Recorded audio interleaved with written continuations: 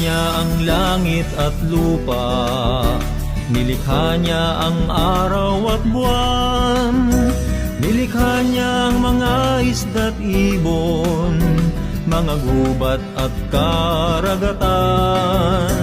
Tunay siyang banal at dakila, purihin ang kanyang ngalan.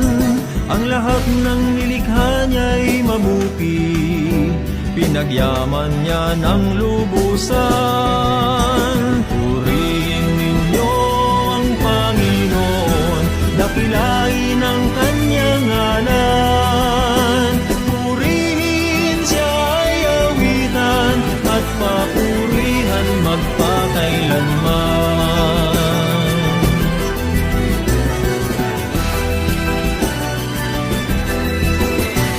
Nilalang ng Panginoon ang tao, sa sarili niyang larawan. Nilalang niya ang sangkatauhan, binigyan niya ng kalayaan. Tunay siyang banal at dakila, purihin ang kanyang ngalan. Kahit nagkasala ang tao, minahal niya pa rin ang lubusan.